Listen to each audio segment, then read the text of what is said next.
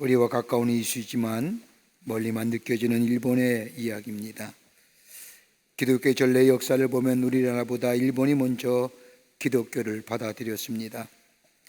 우리나라 경우 개화기 초기에 몇몇의 지식인들이 기독교를 받아들여 조선 땅에 왔지만 기독교가 본격적으로 저들될 당시에는 기독교를 받아들인 층은 어렵고 힘이 든 서민 계층이었습니다.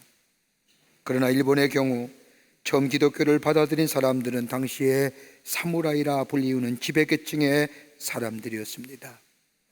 그러게 기독교가 널리 전파되는 데는 나름대로의 제약을 가지고 있었고, 지금까지 이러한 이유 때문에 일본에서의 기독교가 널리 전파되지 못한 이유라고 선교학자들은 지적하고 있습니다. 사무라이라면 일본의 전통적인 무사계급으로 일본인들이 가장 존경하는 무인은 다름이 아닌 노일 전쟁의 영웅이었던 노기 다이쇼입니다. 노기 대장이라고 불리우는 사람입니다. 일본 사람들이 이 노기 대장을 마지막 사무라이라고 부르고 있습니다. 왜냐하면 당시의 천황이었던 메이지 천황이 사망하는 그날에 그는 부인과 함께 할복 자살을 했기 때문입니다. 노일 전쟁에서 승리는 했으나 3만 명이라고 하는 엄청난 희생자를 냈을 그때 천황에게 승리를 보고하는 날 노기 대장은 천황 앞에서 눈물을 흘립니다. 메이지 천황은 노기의 눈물이 할복 자살할 결심이라는 것을 알아채고 이 노기 대장에게 엄하게 명합니다. 그대는 내가 살아있는 한 목숨을 끊어서는 아니 된다. 이러한 천황의 말에 노기는 죽는 것을 포기하고 있다. 천황이 죽자 더 살아야 할 의미를 잃었다고 생각한 그는 부인과 함께 할복 자살을 합니다. 지금도 많은 일본의 사람들이 이 노기 쇼다이를 가리켜서 마지막 사무라이라 부른다고 합니다. 많은 해석이 있지만은 주인을 위한 충성, 그리고 주인과 함께 생명을 다한 삶, 인간에 대한 의리와 충성, 여러 가지 많은 해석과 이야기가 있고 역사적인 평가가 있겠지만 다시금 생각해 볼 일이라 사료됩니다. 여러분, 사람이 사람됨의 가치가 어디 있을까요? 사람의 사람다움이 어디에서부터 나타날까요? 여러 가지로 많은 이야기 하겠지만 몇 가지로 나누어 얘기하면, 하나는 뭐냐? 동물적 욕구와 인간의 이성이 대립할 때에 동물적 욕구를 어떻게 극복하느냐에 따라서 사람이 사람됨의 가치가 있습니다. 동물적 욕망에 이끌려 먹고 입고 자고 행동하는 것은 사람다움을 포기하는 겁니다. 얼마나 동물적 욕구를 극복하고 이성적으로 사느냐, 감정보다 느낌보다는 이성적으로 판단하며 사느냐, 이게 사람됨의 가치를 얘기할 수 있습니다. 또 하나 있다고 한다면 얼마나 자기 욕망으로부터 자유한가에 따라서 사람의 사람됨의 가치를 말할 수 있습니다. 자기 욕망은 언제나 극단적일 뿐만 아니라 이기적입니다. 우리가 생각하는 이상의 이기적인 것이 우리 마음속에 욕망이란 것으로 자리 잡고 있음을 봅니다. 여기서 벗어나는 사람, 그러기에 나를 나 중심의 삶이 아니라 다른 사람을 생각하고 배려하며 섬길 줄 아는 타자적인 삶, 여기에 사람이 사람됨의 가치를 말할 수 있을 겁니다. 세 번째가 있다고 한다면 얼마나 미래지향적인가 하는 겁니다. 우리는 과거에 의해서 오늘이 있습니다. 그러나 과거의 관계를 끊이며 살아가야 됩니다.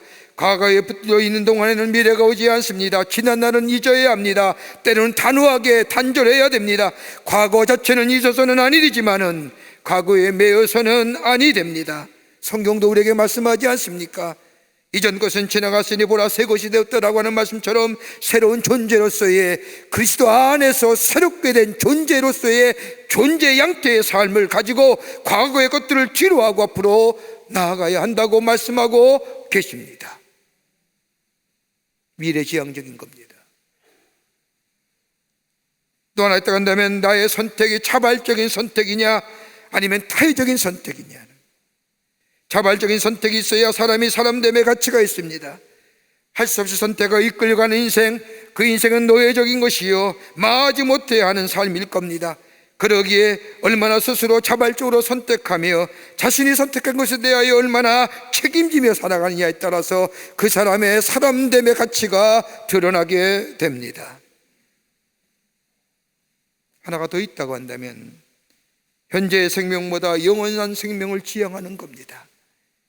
현재에 묶여 사는 것이 아니라 영원한 생명을 지향하는 것, 지금의 삶의 정황이 어렵다 할지라도 현재의 것에 붙들려 사는 것이 아니라 영원성을 지향하는 것, 시간이 지나면 지날수록 절망하는 것이 아니라 시간이 지나면 지날수록 다가올 영원한 생명을 바라보며 그것을 소망으로 두고 사는 인생, 바로 여기에 사람이 사람됨의 가치가 드러나게 됩니다. 오늘 본문의 말씀을 보십시오. 오늘 본문의 말씀은 바울의 엄숙한 신앙 고백과 더불어 마지막 유언과 같은 결단의 말씀이 기록되어져 있습니다. 사도 바울은 1차와 2차, 3차의 전도 여행을 마치고 지금 예루살렘으로 올라갑니다. 그것도 예루살렘 교회의 성도들의 흉년으로 어려움 당한다는 이야기를 들은 이 바울은 자신이 전도하여 세운 소아시아 교회들을 돌아다니며 성도들에게 저 예루살렘 교회를 도우십사 하여 구제원금을 가지고, 그리고 예루살렘으로 가기 직전에 바울은 저 밀레도라고 하는 섬에서 예배석 교회의 장로들을 불러놓고 마지막 유언과 같은 말씀을 합니다. 이제 예루살렘 올라가면 살아오기가 어렵다는 것을 바울은 압니다. 예루살렘에는 바울을 죽이겠다고 하는 사람도 있었고, 바울을 죽이지 않고는 절대로 밥을 먹지 않겠다는 사람도 있었습니다. 이것을 알고 있는 바울은 무엇보다도 열정을 바쳐서 땀 흘려 세웠던 저 복음을 전했던 예배석 교회의 장로들 밀레다라는 섬에서 불러 지난 난들을 고백하며 유언과 같은 말씀을 합니다. 그것이 바로 20장 22절부터 24절까지의 말씀입니다. 보라, 이제 나는 성령에 매여 예루살렘으로 가는데 거기서 무슨 일을 당할지 알지 못하노라. 오직 성령이 각성해서 내게 증언하여 결박과 환난이 나를 기다린다 하시나, 내가 달려갈 길과 주 예수께 받은 사명 곧 하나님의 은혜의 복음을 증언하는 일을 마치려 하면은 나의 생명조차 조금도 귀한 것으로 여기지 아니하노라 말하고 장로들을 끌어안고 울면서 작보를 구합니다. 그게 오늘 작별의 인사입니다. 우리 주변을 돌아보면 많은 사람들이 자신의 삶을 뒤돌아보면서 회고록이라든지 또는 자서전이라는 것을 씁니다. 어떤 것은 우리에게 많은 감동과 교훈을 주기도 하며 그 말 한마디가 우리의 가슴에 울림으로 다가오기도 하지만, 어떤 사람들의 글들은 우리에게 아무런 감동이나 교훈을 주지 못합니다. 그런데 오늘 바울이 고백한 이 마치 유언과 같은 말씀, 주의 사명을 마치려는 자의 고백, 우리에게 진한 감동과 더불어 귀한 영적인 울림을 가져다 줍니다. 여러분, 우리가 우리의 인생의 여정의 끝자락에서 어떤 말로 우리의 삶을 얘기할 수 있을까요? 우리의 삶의 여정의 마지막 자리에, 마지막 삶의 피리어드를 끊는 그 자리에 내 인생의 여정을 무슨 말로 얘기할 수 있을까요? 하나의 점이 모여서 손을 이루는 것처럼, 순간순간의 삶이 모여서 일생이란 말로 표현되는 것처럼, 하나님의 은혜로 구원받아 하나님의 백성으로 하나님의 사람으로 이 땅에 살아가는 우리들, 마지막 때에 주의 사명을 마치는 그때에, 그 사명이 어떠하든지 간에 그 사명을 마치는 그때에 우리의 마음, 우리의 인생은 어떤 말로 표현하고 얘기되어질 수 있을까요? 오늘 그런 의미에서 본문의 말씀은 우리의 귀한 영적인 도전과 더불어 귀한 교훈의 말씀을 해주시고 계십니다. 오늘 본문의 말씀을 통해서 함께 말씀을 나누며 은혜 받기를 원합니다. 첫째는 성령을 따라, 성령의 인도함을 따라 사는 삶이었다는 겁니다. 성령의 인도함을 따라 사는 삶. 오늘 바울은 지난날 자신의 삶을 뒤돌아보면서 자신의 삶은 하나님의 거룩한 영인 성령을 따라 사는 삶이었다고 고백합니다. 그 말씀이 22절에 이렇게 고백되어집니다. 보라, 이제 나는 성령에 매여 예루살렘으로 가는데 거기서 무슨 일을 당할지 나 알지 못하노라고 말합니다. 짧은 구절이지만은 이 말씀 속에 바울의 전생애가 녹아져 있는, 표현되어 있는 말씀이라 할 것입니다. 성경의 말씀을 보면 성령이란 말, 원문을 보면 포퓨누아티라고 얘기하는 이 말씀은 하나님의 거룩한 영에 매여 살았다는 겁니다. 지금도, 아니 저 담에색 도상의 부활의 주님을 만날 때서부터 내 인생은 성령에 의하여 성령에 매여서 성령으로부터 이끌려 살았던 삶, 지금도 성령에 매여 산다는 고백입니다. 다른 성경에 나타난 바울의 고백을 보면 자신을 향하여 하나님의 거룩한 영에 포로된 자라고 고백합니다. 성령의 매임을 받아 산 사람이었다는 겁니다. 성령은 가라는 대로 가고, 성령이 만나는 사람을 만나고, 성령이 전할 때 전했으며, 성령이 주시는 능력에 힘입어 담대하고 복의 주의 복음을 전하는 사람이었다는 겁니다. 때로는 두려움도 있었고, 때로는 떨림도 있었고, 인간적인 고뇌에 빠질 때도 있었지만 하나님의 거룩한 영이 그를 다시금 일으켜 세워주셨고, 그리고 하나님의 영에 의하여 살 때에 그에게 새로운 용기와 생명력을 주실 뿐만 아니라 그는 평생 십자가의 신앙을 고백하며 살았다는 겁니다. 육체의 정욕이나 이생의 자랑이나 안목의 정욕에 끌려 사는 삶이 아니라 오직 성령의 포로되어 사는 인생, 자신의 삶이 그러했다는 거예요. 여러분, 그리스도인들을 나눌 때에 굳이 나눈다고 한다면 아마 다음과 같이 나눌 수 있을 겁니다. 하나는 그리스도 예수를 배우려는 사람, 예수님으로부터 진리를 배우고 예수님으로부터의 가치관을 배우고 세계관을 배우고 많은 교훈을 예수님으로부터 배우겠다는 사람. 엄밀한 말해서 그리스도인이 아니지요. 예수께 속한 사람이 아닙니다. 또한 무리의 사람이 있다고 한다면 예수를 따르는 사람입니다.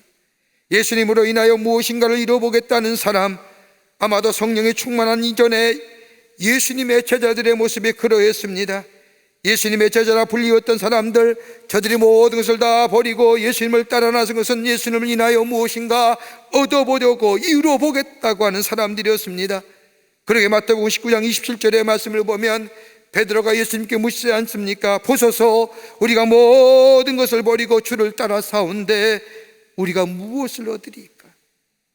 예수님으로부터 무엇인가 얻어보려고 하는 사람, 예수님으로부터 무엇인가 내 삶의 욕구를 충족시키고자 하는 사람, 여러분, 진정한 의미에서의 그리스도인의 삶은 아닐 겁니다. 그렇다고 한다면 그리스도인의 삶이 어떤 사람일까요? 그리스도인은 누구일까요? 한마디로 정의한다면 중생한 사람입니다. 거듭난 사람입니다. 중생했다고 하는 것은 거듭났다는 겁니다. 새롭게 거듭난 사람, 마치 바울이 고린도전서 5장 17절에 고백한 것처럼 이전 것은 지나갔으니 보라 새 것이 되었더라고 고백되어지는 삶, 옛 것은 벗어버리고 새로운 존재로서의 새로운 삶의 양태를 가지고 살아가는 사람, 이게 그리스도인입니다.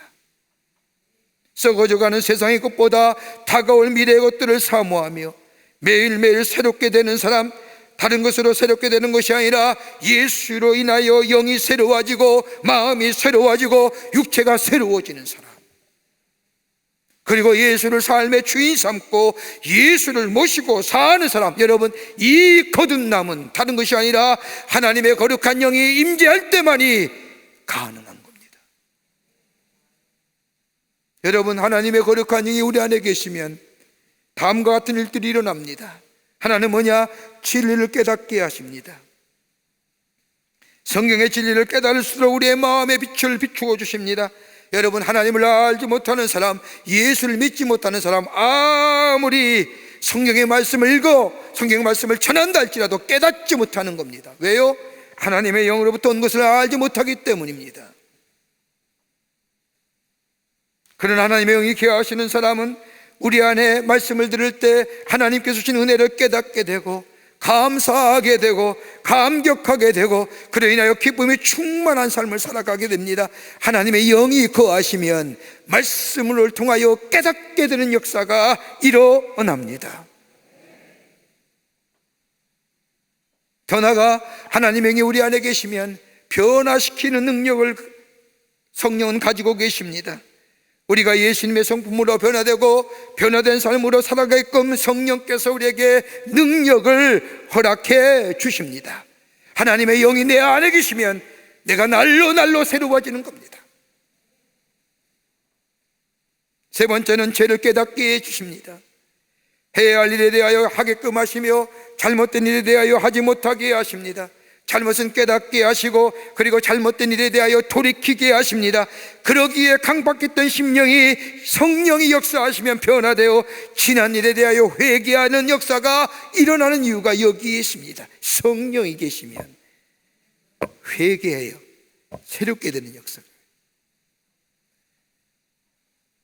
또 하나 있다가 한다면 우리에게 하시고자 하는 일을 우리로 하여금 하게끔 하십니다.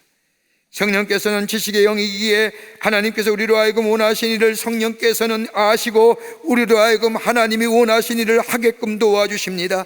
하나님이 원하신 일이 무엇인지 우리에게 가르쳐 주십니다. 깨닫게 하시고 알게 하시고 이루게 도와주신다는 겁니다. 이런 것이 바로 그리스도인의 삶이라 말할 수 있는 겁니다.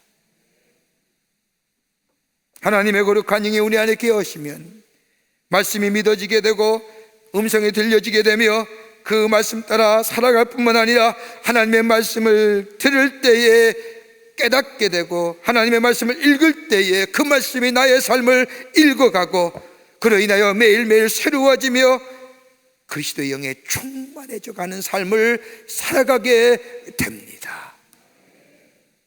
바울이 말한 성령의 매어란 얘기가 그 얘기입니다. 성령에 철저히 이끌려 살았다는 겁니다. 그동안 행했던 선교의 귀한 사업을 뚫어줬고 성령에 매여 성령이 이끄시는 대로 예루살렘, 거기에 어떤 일이 일어날지 모르지만 바울, 예루살렘에 오기만 해봐라, 내가 너를 죽이고 말겠노라, 바울을 죽이기까지 내가 아무것도 하지 않겠노라. 수많은 이야기들이 예루살렘에서 무슨 일 당할지 알지 못하는 수많은 일들, 수많은 소문들을 결박과 환난이 나를 기다린다 할지라도 성령이 매여 성령이 이끄시는 대로 내 걸음을 걸어 가겠다는 거예요. 한번 생각해 보세요. 환난과 결박이 기다리는데 가실 수 있겠습니까? 가면 환난이 길이요 가면 결박의 길인데, 아니 꼭 가야만 한다면 성령께서 가서 어떤 일이 생길지 무슨 일을 만날지 자세히 알려주면 좋겠지만은 바울은 비록 그 길이 환난과 결박의 길이라 할지라도 성령께서 인도하시는 대로 그 길을 따라 예루살렘으로 올라가겠다는 겁니다. 왜요?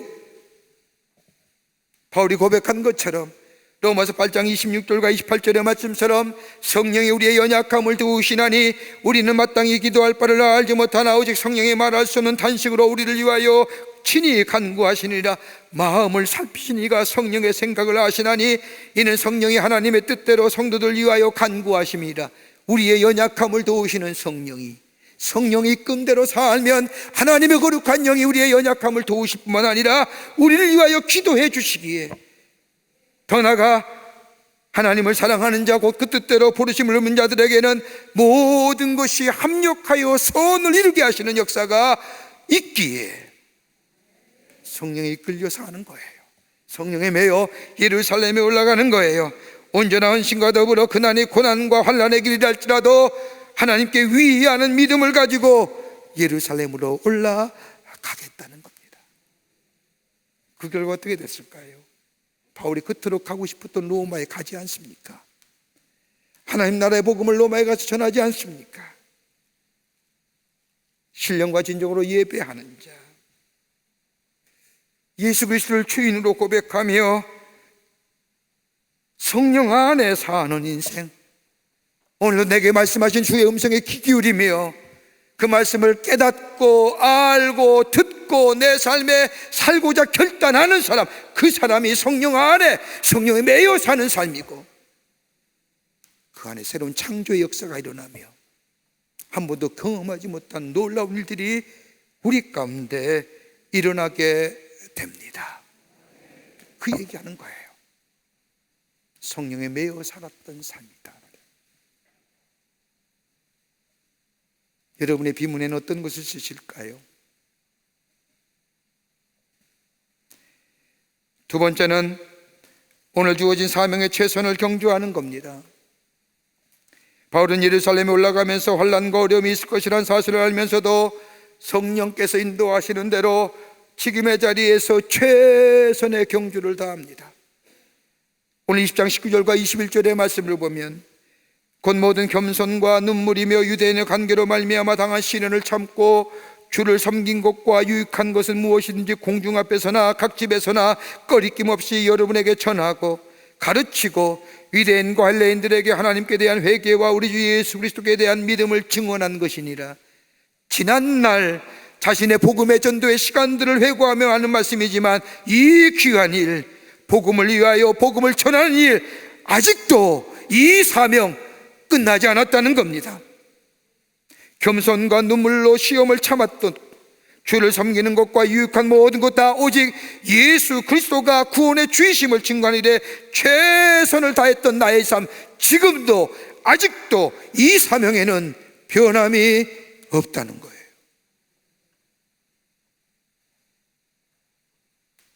예루살렘에 가면 어떤 일이 일어날지는 모르지만, 나를 새롭게 하시고 나를 구원하시며 하나님 나라의 복음을 전하는 전도자의 삼으신 이 사명 멈출 수 없다는 겁니다. 여러분, 우리가 하나님의 말씀을 읽다 보면 하나님이 우리에게 원하신 일에 대해서는 많은 내용들을 기록하고 있지만, 하지 말라, 이거 해라, 이거 해라, 우리에게 원하신 일들은 참 많이 기록되어 있지만은, 하나님께서 우리를 위하여 내일에 예비해 두신 일에 대해서는 사실상 침묵에 가까울수록 별로 없어요. 여러분, 분명한 거 보세요. 우리의 영원한 저 세계, 영원한 생명, 하나님의 나라에 대한 약속, 이건 분명히 약속하셨어요. 그런데 지금 우리의 삶에 있는 삶의 현장 속에 내일, 아니 1년 뒤, 5년 뒤, 10년 뒤에 대해 예비해 두시고 약속한 게 있을까요? 아무것도 없어요. 주시려면 참 좋으려면,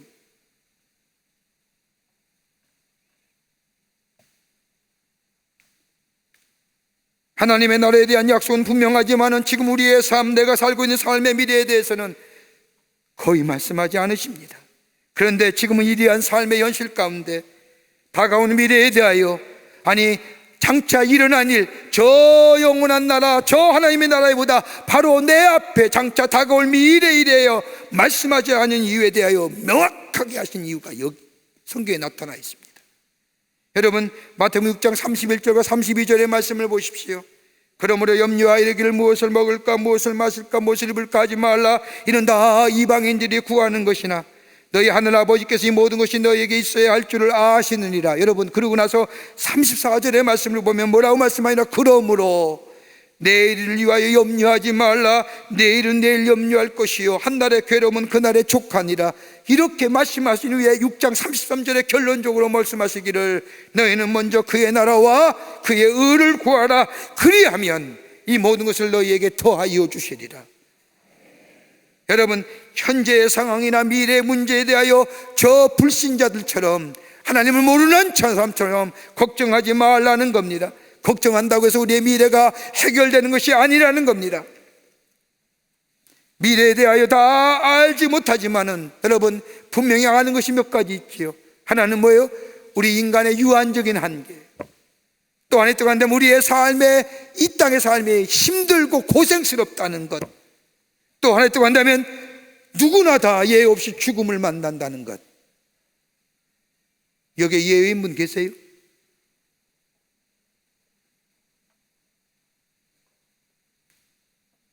이거 외에는 그 누구도 미래를 보장할 수 없습니다. 그러기에 미래에 대한 지식은 전부가 뭐예요?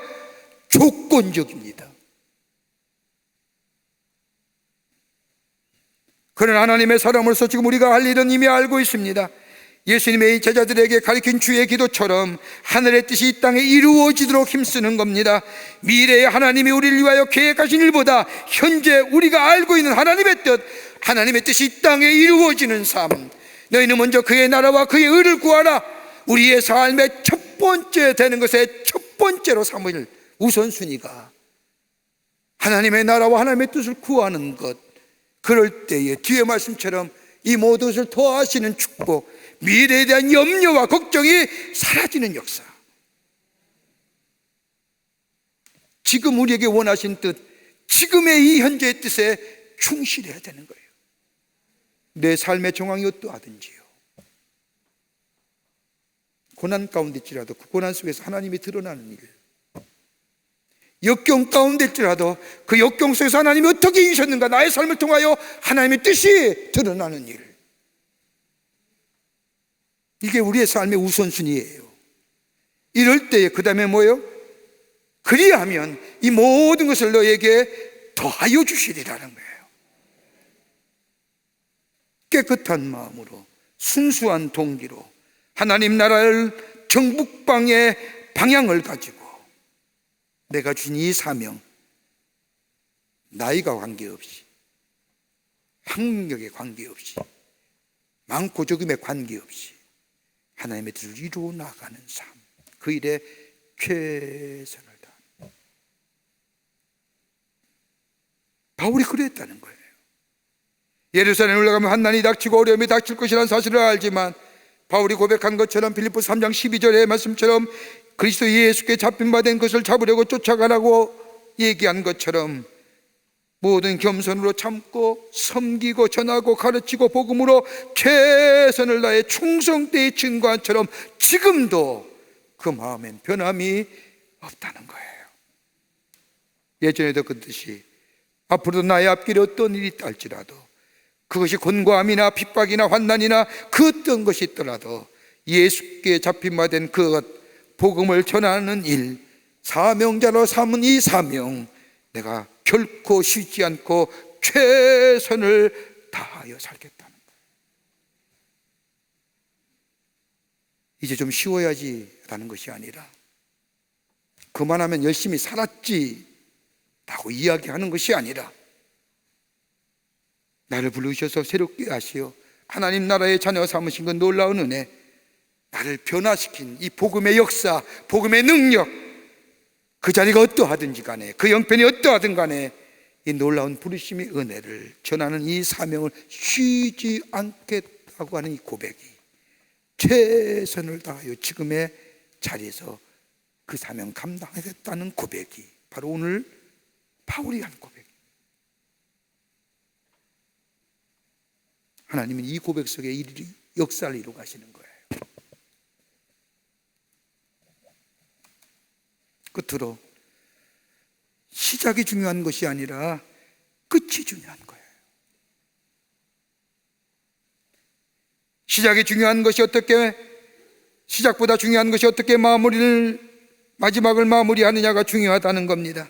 오늘 보면 사도행전 20장 24절의 말씀을 보면, 내가 달려갈 길과 주 예수께 받은 사명 곧 하나님의 은혜의 복음을 증언하는 일을 마치려 하면은 나의 생명적자 조금 더 귀한 것으로 여기지 아니하노라.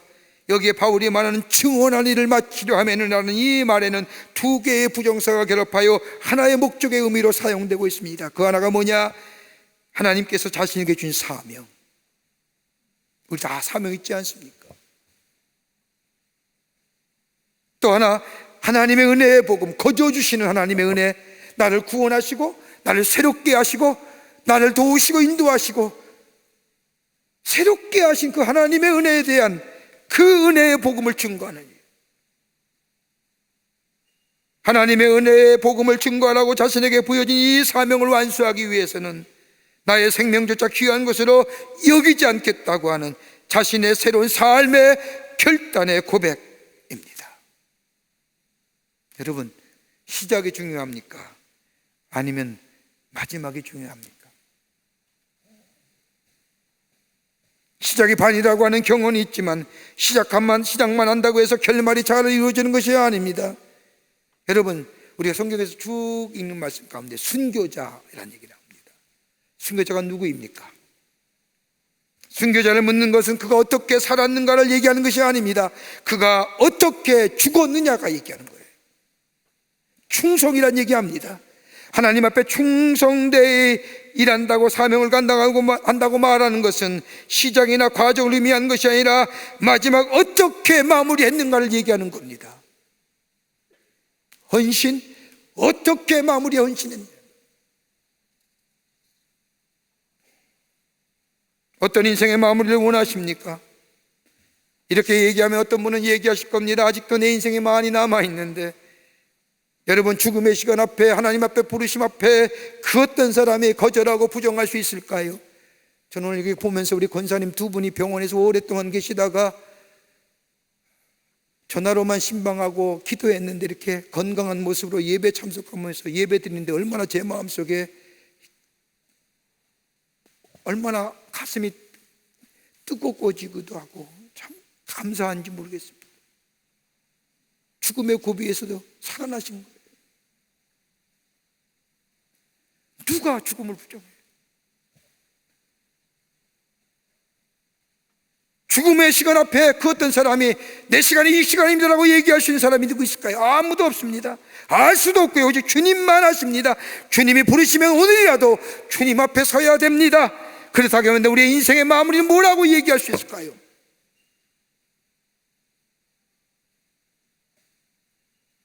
바울은 24절 얘기하는 겁니다. 나의 달려갈 길과 주 예수께 받은 사명과 하나님의 은혜의 복음을 증거하는 일을 마치려 하면은 나의 생명을 조금도 귀한 것으로 여기하지 않으라. 이 사명 감당하기 위해서는 뭐예요? 마지막에 뭐 생명까지라도 바치시. 이거 귀한 것으로 여기지 않는 거예요. 여러분, 예수님께서 십자가의 사건을 앞에 두고 겟세마네 동산에 올라가 기도하시지요.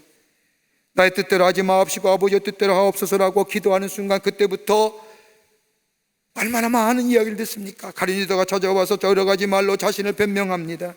베드로가 얘기하지요. 다른 사람은 다 떠날지라도 나만은 떠나지 않겠습니다. 빌라도의 조롱과 힐난과 조소, 저 가야바의 같지 않은 엄중한 경고와 질책들, 예수님 아무 말씀 안 하세요. 하나님의 뜻이 있고 하나님의 능력이 있기에 하나님께 모든 것을 위탁하고 뭐예요? 생명을 내어 바치잖아요. 뭘 위해서? 인류의 구원을 위해서요.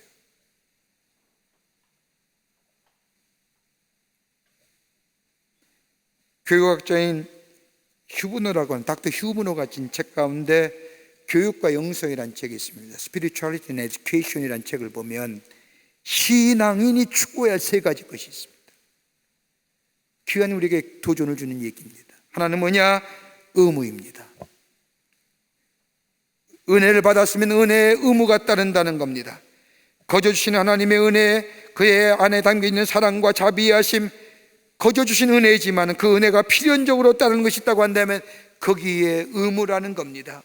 은혜에는 반드시 사명이 따릅니다. 건강한 은혜를 받았습니까? 일할 사명이 있다는 거예요. 물질의 은혜를 받았습니까? 그럼 뭐예요? 하나님의 일에 쓰임받아야 할 사명이 있다는 겁니다.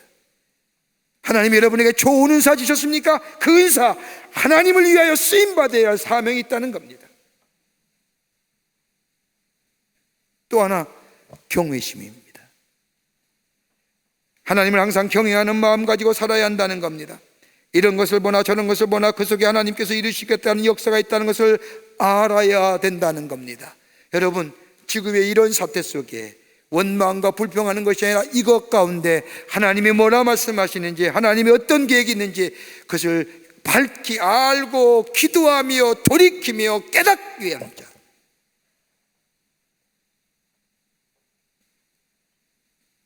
또 하나는 사랑이에요. 우리가 만나는 모든 사람은 우리가 사랑해야 할 사랑의 대상이라는 겁니다.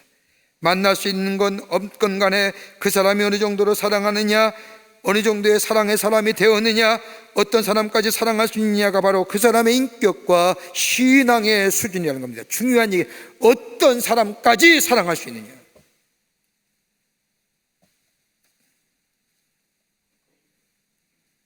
바울은 생명까지, 마지막에는 독일인 나치에 정하다가 순교한 보네포 목사님이 계십니다. 2차 세계대전 때 포로 생활했던 영국군 장교 유교집에 나오는 이야기입니다. 1945년 4월 8일 주일 아침에 보네포 목사님이 아침 예배를 마치기 전 독일의 군인들이 돌아와 보네포 목사 보고 나오라 합니다. 보네포는 아무런 말 없이 독일군을 따라 나섭니다. 독일군을 따라 나선다는 것은 무엇을 의미하는지 보네포 목사님뿐만 아니라 함께 있던 다른 사람들도 다 압니다. 독일군을 따라 나서는 보네포 목사님을 향하여 함께 있었던 영국군 장교가, 목사님 이제 마지막이군요, 안녕히 가십시오라고 말하자 보네포 목사님은 빙그레 웃으면서 이렇게 얘기했다고 합니다. 영어로 This is the end for me, but it is the beginning of my life. 끝일지 모르지만 나에겐 새로운 생명의 시작입니다.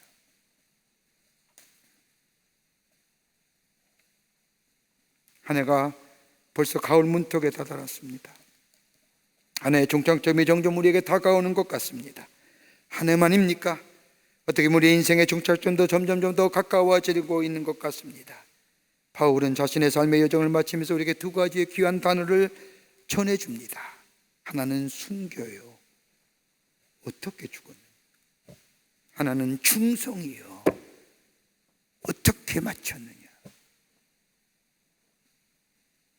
순교는 끝을 말하는 것이요, 충성은 마지막 때의 삶의 내용을 말하는 겁니다. 그러게 바울은 24절 말씀에 다시 한번 얘기합니다. 내가 달려갈 길과 주 예수께 받은 사명 곧 하나님의 은혜의 복음을 증언하는 일을 마치려 하면은 나의 생명조차 조금 더 귀한 것으로 여기지 아니하노라. 그 결과가 뭘까요? 바울은 디모데후서 4장 7절부터 8절에 이렇게 그 결과를 얘기합니다. 나의 선한 싸움을 싸우고 나의 달려갈 길을 마치고 믿음을 지켰으니 이제후로는 나를 위하여 의의 면류관이 예비되었으므로 주 곧 의로우신 재판장이 그날에 내게 주실 것이며 내게만 아니라 주의 나타나심을 사모하는 모든 자에게니라 하시는 거예요. 그걸 위해 사는 거예요. 그럴 때 주의 은혜가, 주의 뜻이 땅에 이루어지는 거예요. 이런 놀라운 하나님의 은혜와 역사가 여러분과 저와 넘쳐나시기를 주의 이름으로 축원합니다. 하나님 감사합니다. 저를 주의 자녀 삼으시고 인도하시고 지키시고 함께 하심에 감사를 드립니다. 오늘 바울의 고백이 저의 고백되기를 원합니다. 끝까지 최선을 다하여 주의 사명 감당하는 저희들 되게 하여 주시고 마지막 생명까지라도 다 주를 향하여 드릴 수 있는, 그래서 새롭게 하시는 역사, 하나님의 뜻을 이 땅에 이루어 나가는 역사를 이루어가는 저희들 되게 도와 주시옵소서. 성령이 도우실 줄 믿으며 예수님의 이름으로 기도하옵나이다. 아멘.